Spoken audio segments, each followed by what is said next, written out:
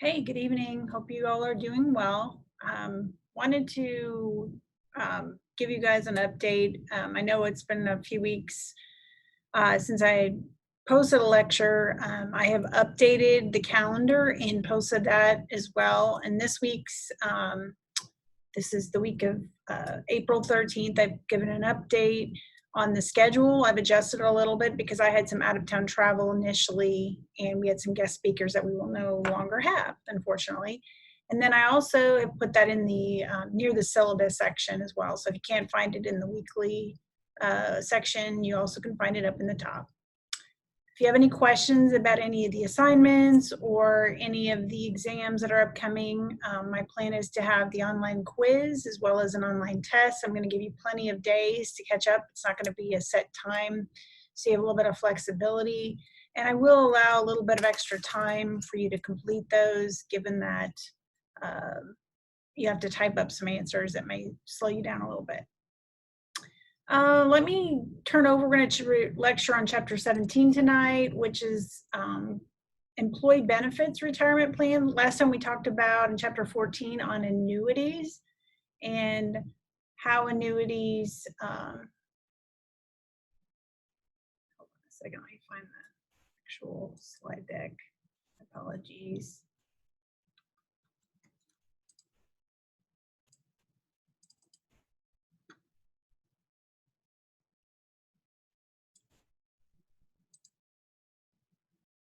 There we go.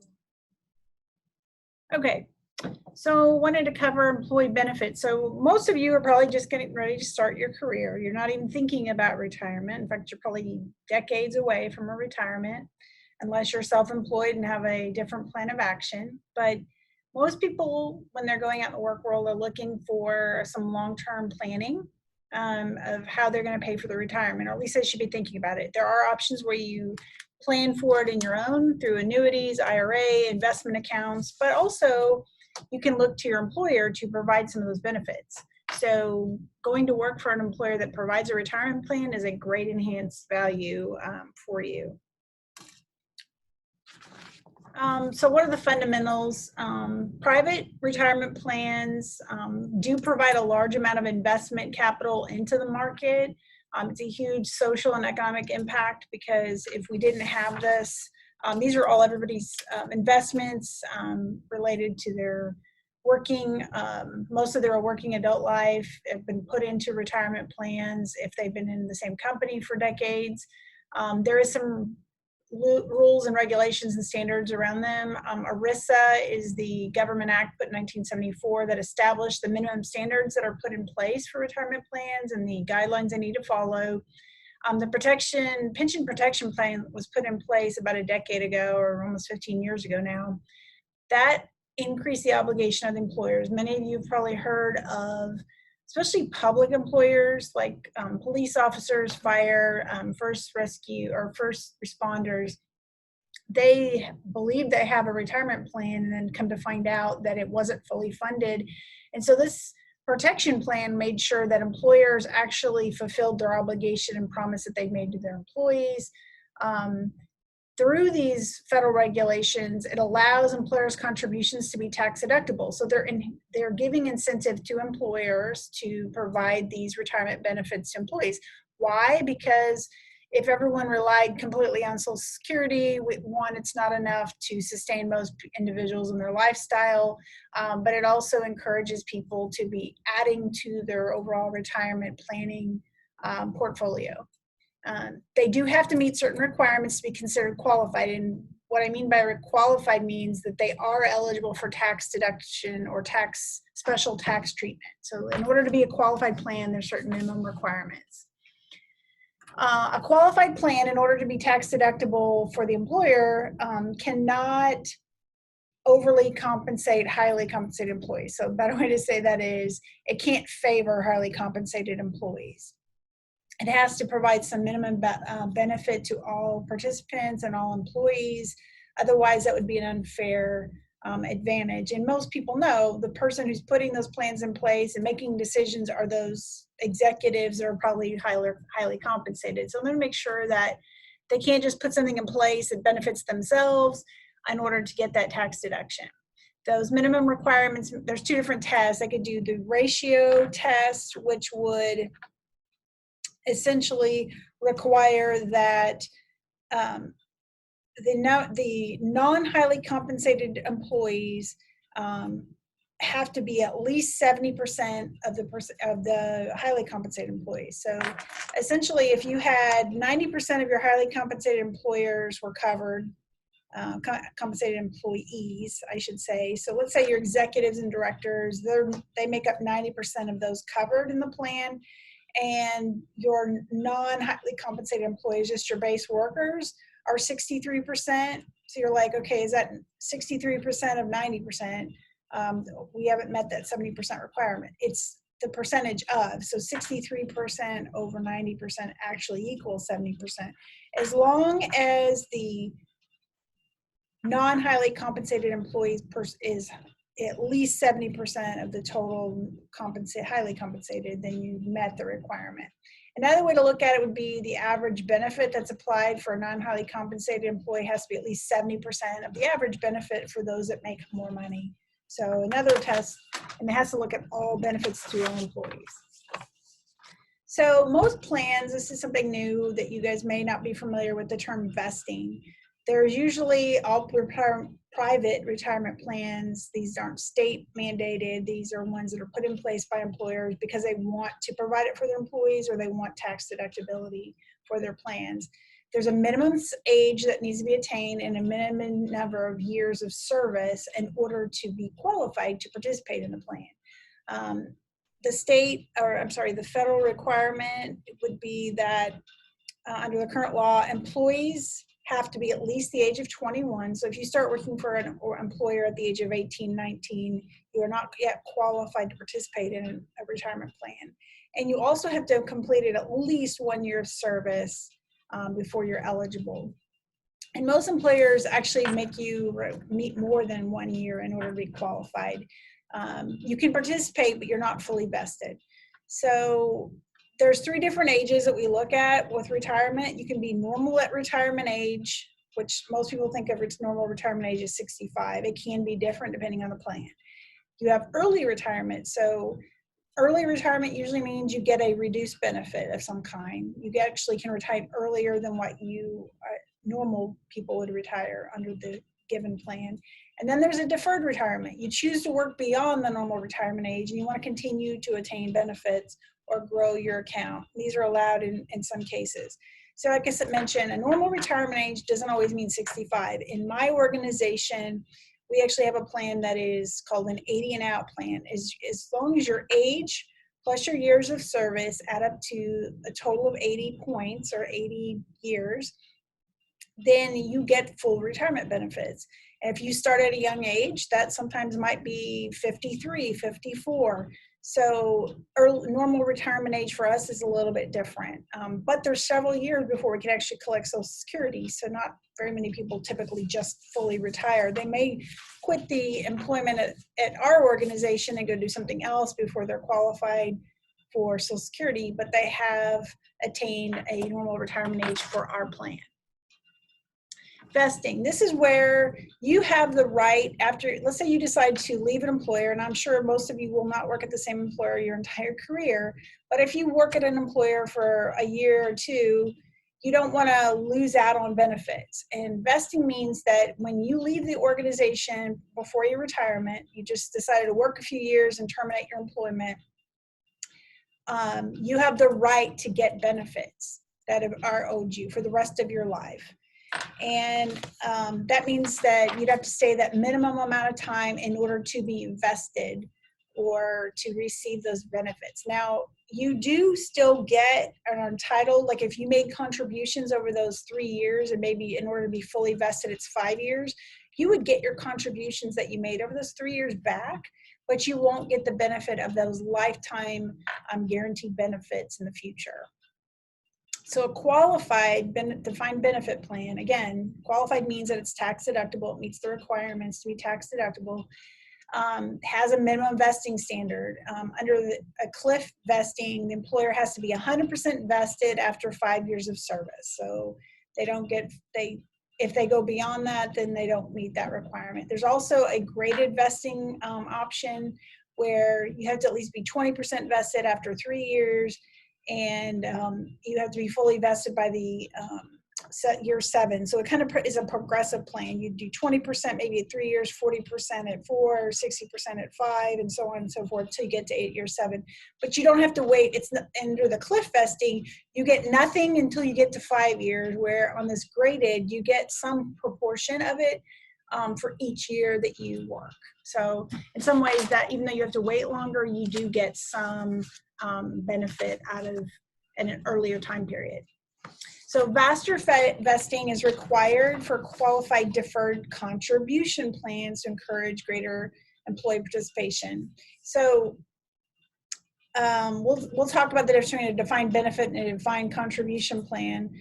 Defined benefit is where the only contributions being made, which we just talked about, is being made by the employer. So they're the only ones doing that. And the defined contribution, this is where the employee themselves decides to contribute money towards their 401k, is an example of a defined contribution plan. And in order to encourage young individuals or maybe individuals that don't have a lot of extra discretionary income to participate, they encourage them that they can invest really fast. So they're going to try to encourage them to start earlier rather than later. Funds withdrawn in the entire lecture, you're going to hear this over and over. If you decide to take money out of a defined benefit or defined contribution plan, any private retirement plan, you're going to have to pay a penalty if you choose to take it out before the age of 59 and a half. That's a 10% penalty. So when you do your tax return, let's say you take out $10,000, you wanted to take the money out early to put an addition on your house, you can do that, and you will have to pay tax on that money that you're withdrawing, but you're also going to pay an additional 10% of tax on top of what you normally would pay to the federal government and state. There are a few exceptions to that. So sometimes an early distribution is allowed. Let's say if you have like a major health issue, a disability that qualifies, it could be that you had major medical expenses that meet certain qualifications. It could be that maybe you are the beneficiary of an estate, of a death of an employee. So, your father is in the retirement plan. He passes away prematurely and they allow you to take it out as a beneficiary, even though you're not at the age of 59 and a half because of their death. So that's another example where there might be an exception.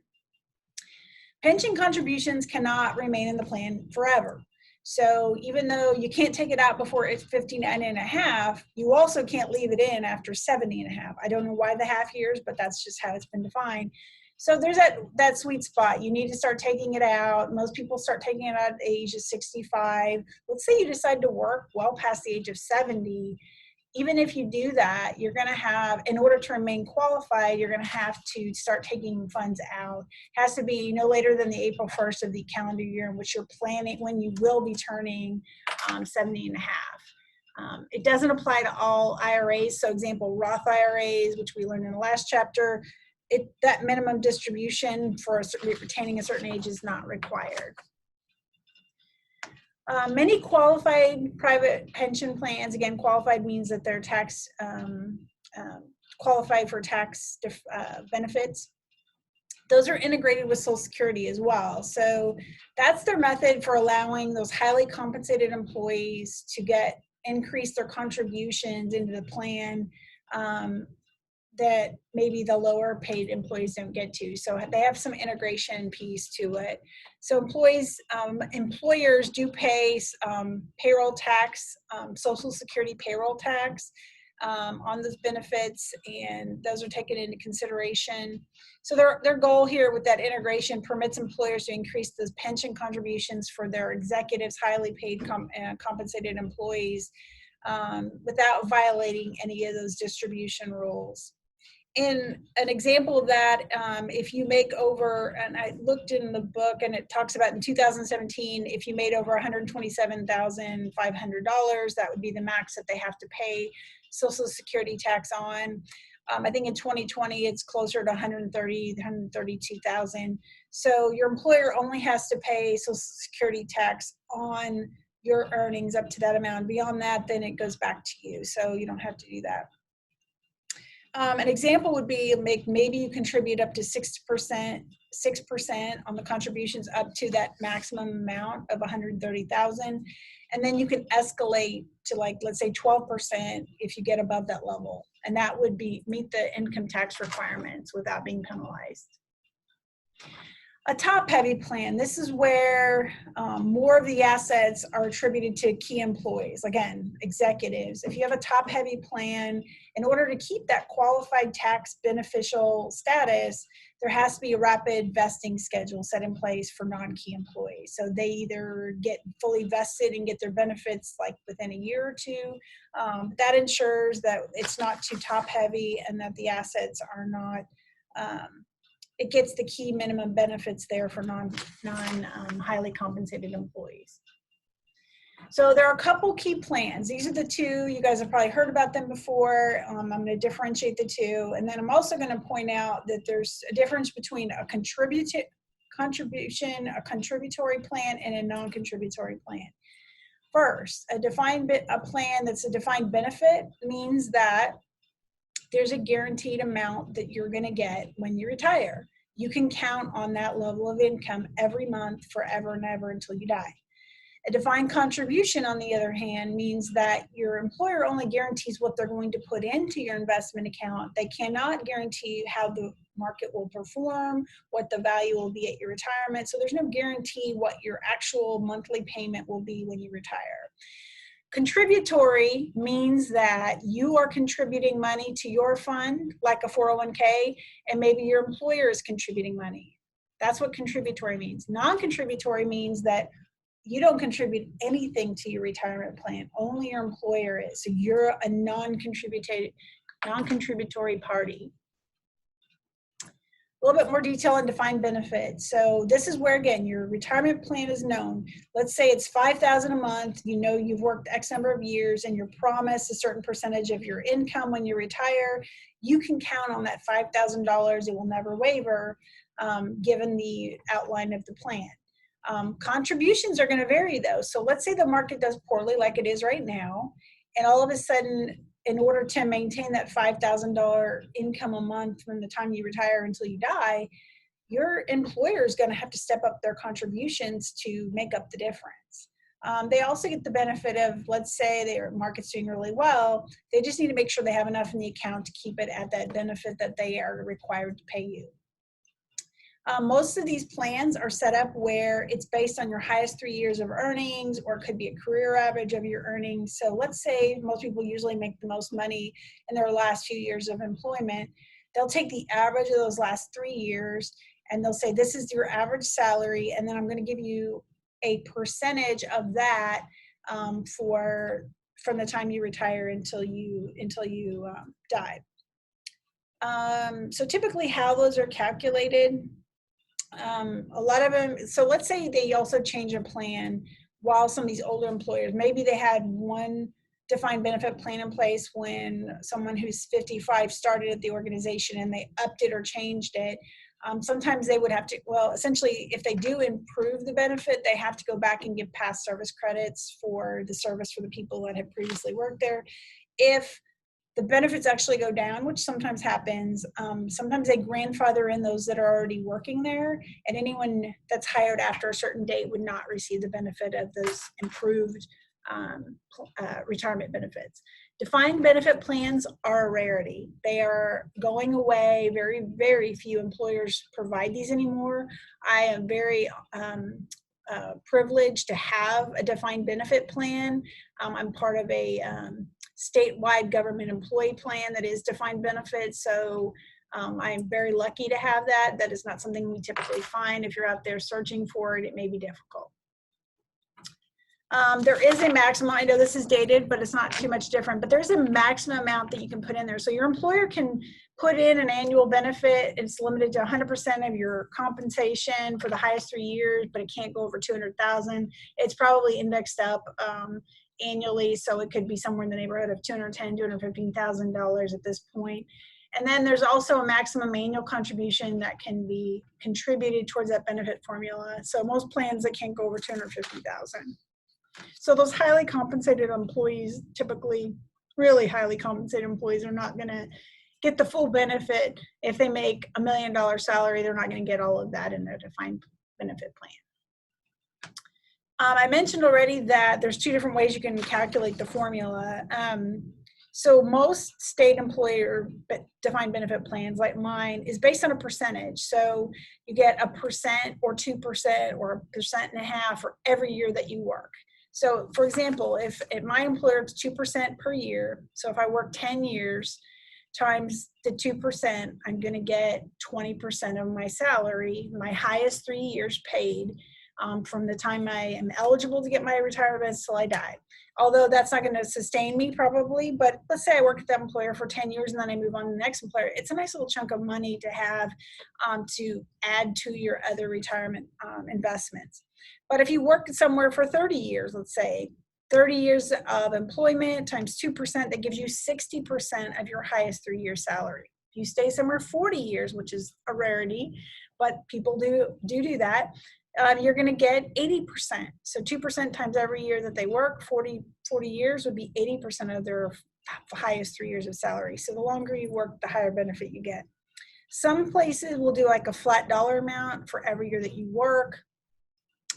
And I actually saw this just today. OTC is trying to encourage some of their long-term employees, given the COVID and financial crisis, to retire early.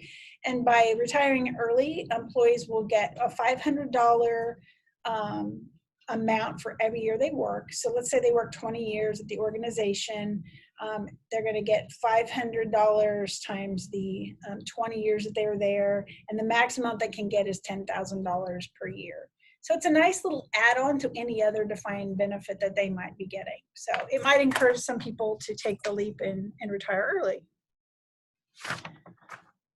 There is a pension benefit guarantee corp, and the reason this was put in place is because what we saw several years ago, especially after the financial economic crisis of 2008, is a lot of defined benefit plans just went defunct. They were not fully funded, and so they crashed. They didn't supply the benefits that were promised, and this federal corporation oversees those private benefit plans, making sure that they are fully funded to a certain level, but they only guarantee it up to a certain amount. So the maximum guaranteed pension at the age of 65 is $4,653, and that was a few years back. But my point is if you really are entitled to more like $8,000 a month based on your final salary, this oversight isn't going to guarantee you all of your funds. And what we're seeing is many defined benefit plans are substantially underfunded at the present time.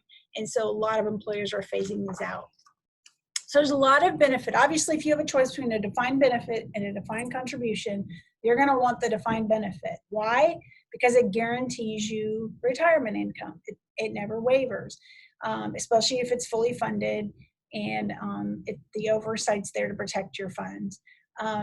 It also is going to more accurately reflect your inflation of your benefits. So they're going to give you it based on your highest 3 years, and a lot of them do have inflation built in there over time. You can actually select that guaranteed increased benefit. You may take more on the front end, but it will increase over time.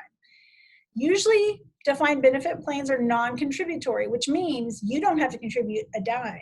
So in my defined benefit plan, not $1 comes out of my paycheck. This is monies that my employer has promised to put in there on my behalf if I choose to work at the organization for a minimum of 5 years to be vested, and then for however many years I stay.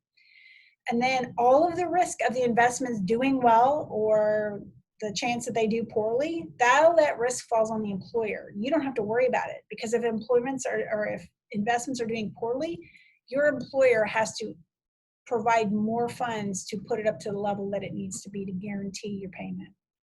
These are really expensive to administer. They're highly complex, and there's a lot of unfunded past service liabilities out there. That's why a lot of these defined benefit plans have been frozen or terminated. There is a cash balance plan. This allows the employer to get out of the defined benefit plan. It's kind of it's a phased way out of it. I'm not going to get into the details of it. Just want to let you know that that is an option. It allows to take the traditional defined benefit plan and convert it to a cash balance. And essentially what it does is that they're going to promise you a certain pay credit and a certain interest rate credit. If the interest rate is doing better than what they promised you, they get the benefit of all those investment gains, but they still bear the risk. So they still have to promise you a certain amount for your service credit, but they also are saying, let's say I'm only going to give you 4% interest rate, but the interest rate turns out to be 6%. They're going to get the benefit of those 2 extra percent that they get to capitalize that and realize that investment gain. Defined contribution, although not as enticing or attractive, it's still a good option. It's still something I wouldn't sneeze at. So the defined contribution plan, it's fixed, meaning that they tell you how much they're going to put in your plan. Maybe it's a fixed percentage of your income. And depending on the stock market, it will vary what your actual end value will be. So it depends on how long you work. It depends on what you invested your money in and how well it did. So money purchase plan is an arrangement where the participant has their own individual account and the employer makes a contribution in a fixed percentage, and then you get to manage that money purchase plan. You get to choose which investments you want to purchase. Contributions to the defined contribution plan, those contributions are limited. So it's probably indexed up slightly since 2012, obviously, but they can do up to 100% of your earnings, but it cannot go beyond 50,000, which is much lower than the defined benefit plan like we talked about. And that means that if you're under the age of 50, if you turn out that you're actually over the age of 50, you can actually pay additional contributions up to another 5,500. I think it's closer to 6,000 now each year because you're trying to catch up your investments as you get closer to retirement.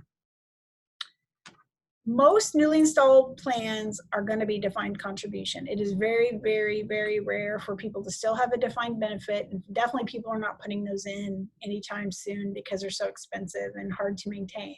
So the disadvantage to you as an employee, although I would not turn it away, is that you don't know how much your retirement benefit's going to be. It's all dependent on how the market does. All of the investment risk is borne by you. So if the market does great, you benefit. If it does poorly, you take on all the risk. And unfortunately, a lot of employees, someone who has never had an investment class, never gone to college, they're not going to understand how to choose investments correctly. If they're smart, they might get advice from someone. Most of them, they'll just pick it, or they select a level fund and they let it go, and they don't really pay attention to where their monies are being invested in their plan. So an example of a defined contribution plan, this is one most of you are familiar with, that is very common, is a 401k plan. Essentially, allows you as an eligible employee to put money into the plan and or receive some of the funds from your employer. So both of you can contribute. I know like a lot of organizations, City Utilities does that as well. If you want to put up to 6% of your own income into the account, they're going to match it for a certain percentage of that, up to 3%. So they're going to at least contribute another half to that, which it helps build your funds faster. Most of those plans for 401k allow you as the employee to determine where you want your funds invested. You can take on higher risk investments if you choose, or lower risk depending on your risk tolerance. And you can also elect to have part of your salaries invested. So you can actually have it taken out on a tax deferred basis out of your payroll check, which is really nice. So it's an easy way to not even see the money. It comes right out of your paycheck on a pre-tax basis, and you don't even have to worry about it. It's just money that you don't even realize is there. The contributions in your 401k accumulate tax-free. So they're going to keep continuing. If you gain value in your 401k plan, you're not going to pay tax on that. However, when you withdraw that money out at the time you retire or at some time prior to that, you're going to pay taxes on that. So let's say you take out an early distribution, you will have to pay taxes on the money that you gained over time, not what you contributed, but what you gained. And you're also going to pay a penalty if you're under the age of 59 and a half. And then there's a maximum, limit on the deferral. So even if you want to put it in there tax-free, out of your payroll check, there's only a certain amount you can do up to age 50, and then you might get to do an elevated another 5,500 or 6,000. In order to do that, you actually have to meet a deferral percentage 10 to make sure that highly compensated employees are not getting this in favor of lower compensated employees. Again, 59.5 is the key rule. If you get it out before then, it's a 10% penalty. But it does allow you to permit to take monies out if you're having a hardship, maybe a medical issue, you're trying to buy your first house, you have educational expenses for your children, you're going to lose your home. A lot of people are probably going to take advantage of this during the crisis that's going on right now. So the problem with that is, and I mean, if you got to do it, you got to do it. But plans typically are not going to ever catch up. So if you take that money out early thinking, well, I've got to have it, it's really impossible to catch up because you're losing the benefit of all those monies that were sitting there accumulating and their interest and accumulating on top of each other. So a 10% penalty also applies. But if you want to avoid the 10% penalty, you can actually borrow money from your account. So you aren't actually getting the money and walking away and never having to worry about it again. You could actually borrow from yourself, your own account, and you pay it back at a certain percent interest. You're saying, why would I pay interest on that? Well, you have to give back what you would have paid, or what the plan would have potentially earned. Let's say it's 3 or 4 or 5%. That allows you to borrow it. You don't have to pay the tax penalty. And it also forces you to put your money back in. Maybe you just need it for a short period of time and you know you can catch up. In the Roth 401k, same thing as what we just talked about, except it's the opposite. You can make contributions with your after-tax dollars, right out of, after you contribute after your paycheck's been withdrawn from taxes and withdrawn from your paycheck. But your distributions that come out when you decide to withdraw them at retirement are tax-free. So you're actually paying tax on the front end rather than the back end. And the best part of a Roth IRA is you can accumulate them longer. You don't have to be constrained by that 70.5-year requirement. 401ks are also sometimes used for profit sharing plans. You can have the profit sharing. So an organization may say, rather than contributing a certain percent, if we have a very profitable year, I may be willing to contribute a percentage of our earnings to employees and others that are qualified. Other people also can do it in an individual plan like this one mentioned here. If you're self-employed, you can create your own 401k for yourself. You can't contribute. It has to be a self-employed individual that has no other employees other than maybe their spouse. And there's a certain maximum amount you can contribute. So let's say you're a business owner, just you and your spouse own it, and you want to sock away 25% of your compensation annually. They allow you to do that up to a certain dollar amount in your own individual 401k plan. It's a little bit easier to set up for yourself than it is for a group of employees. 401k through 403b. This is set up for public employees, those that are for a tax exempt organization, a local government. Eligible employees voluntarily invest a fixed amount of their salaries into the plan, and then the employer matches it. It's really no different than a 401k, but it's set up for nonprofit organizations. And typically they're non-forfeitable, which means that they can't take it away from you, the benefit that you gain. Any contributions your employer makes cannot be taken away from you as the employee, which is important, especially with government restrictions. And there is a maximum, just like there would be with a 401k, up to 17,000. It's probably a little higher now. And then if you're at older age, you can actually contribute to do that catch-up plan. If you decide to do a Roth 403b, then you have the same options, meaning you pay tax on the front end, you get to withdraw them tax-free, and you get to keep them in the Roth IRA for beyond the age of 70.5. So more about the profit sharing plan. This, again, like I said, is a defined contribution plan. The employer decides what they want to put in your plan. It doesn't mean they have to make a profit to contribute to the plan, but they can definitely lay that rule out if they choose to. And then the funds are distributed, excuse me, to the employees at retirement, death, disability, or if they terminate employment. So a lot of times this entices employees to come to work, especially if it's a publicly traded company and you know their stock's doing well. Like O'Reilly, for some of their top executives, do have profit sharing or stock option that helps them build some assets and retirement value for themselves. And if they do well, like I said, the benefit or the enticement is that it encourages everyone to work more efficiently. If you save money as the organization, everyone benefits from that. Employers' cost is not affected by age or number of employees. So if you do better, you actually get to distribute a portion of that to your employees. And there's greater flexibility in the contributions plate. So if you don't make a profit, you can say, you know what, if we don't make a profit, my employees aren't getting anything. So there's a little bit more flexibility than a guaranteed amount. Again, if you take it out early, you're always going to pay a penalty. Keogh plans, I'm not going to get into these very much. Essentially, these are more specifically for small self-employed businesses. So you're self-employed, maybe you have a certain number of employees and you set up a Keogh plan for the 5 to 10 employees that you have. You would put their investment income would accumulate on a tax deferred basis, and they can make their contributions deductible, so they don't have to pay tax on the front end. I'm not going to get into the Keogh plan anymore. Then there are some still 10% penalty for early withdrawal from the Keogh plan, no different than any other retirement plan, and top-heavy rules do apply. So you can't make these just in favor of the 2 or 3 highly compensated employees only and get the tax benefit. A little bit more simplified, a lot of people put in these SEPs. This is a retirement plan that is made for some of the smaller employers. It makes it really easy for them to set up. It's basically your employer's contributing money to an IRA on your behalf, essentially. There's usually federal rules. It covers anyone over the age of 21. You have to work at least 3 of the last 5 years. You're fully vested, and employees cannot contribute to the plan. So basically, your employer's doing all the contributions by putting in an IRA for you for each eligible employee.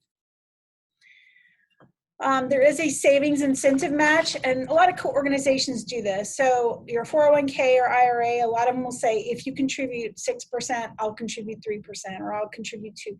So those are those employer matches that can be done to incentivize employees to contribute towards their own retirement. When you set up, or your employer sets up these insurance or retirement plans, they usually have to set it up through an agency. A lot of times they'll set them up as a trust through a bank or some other individual trustee. Could be an investment firm. We use a private investment firm to be our trustee.